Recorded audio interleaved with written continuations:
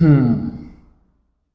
Nukela jokaka kwa Olaou evi o benon.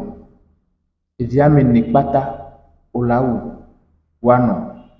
Mesdames et messieurs, bonjour, bienvenue dans cette édition sur Avant-Garde TV. Un drame s'est déroulé dans la zone de TV, plus précisément dans le quartier d'Amondi. Au Mali, le général d'armée Assimi Goïta sort enfin de son silence 3 jours après les dernières attaques terroristes. Bienvenue dans cette édition sur Avant-Garde TV.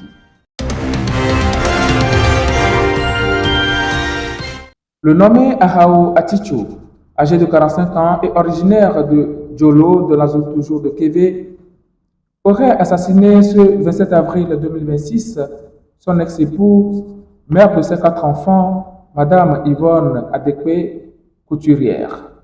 Il ne s'est pas arrêté là.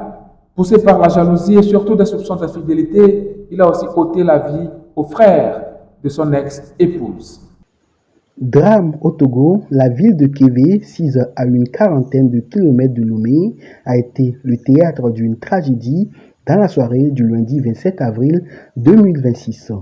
Selon les dernières informations, un homme de 45 ans a mortellement poignardé son ex-épouse et le frère de celle-ci.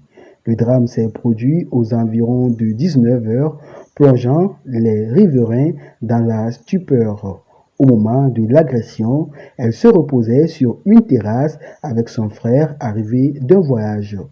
Le suspect aurait confondu ce dernier avec un amant avant de porter des coups d'une violence extrême.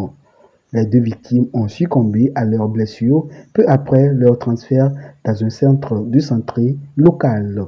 Aussitôt alertée, la gendarmerie s'est dépêchée sur les lieux pour effectuer les premières constatations. Une enquête est actuellement en cours et un dispositif de ratissage a été mis en place pour retrouver l'auteur des faits qui a pris la fuite après son forfait. Nous l'annonçons également en titre, le général d'armée et chef de la transition malienne, le général Assimi Goïta, est sorti de son silence 3 jours après les dernières attaques perpétrées par le GENIM et le FLA. Il a donc promis aux Maliens qu'il répondra coup pour coup, mais aussi et surtout a tenu à les rassurer de la force des femmes.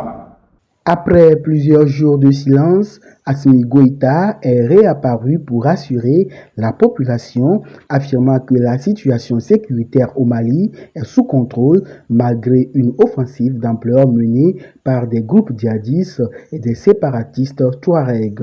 Alors que les combats ont fait au moins 23 morts et que la menace d'un blocus autour de Bamako inquiète, les autorités annoncent un renforcement des dispositifs sécuritaires.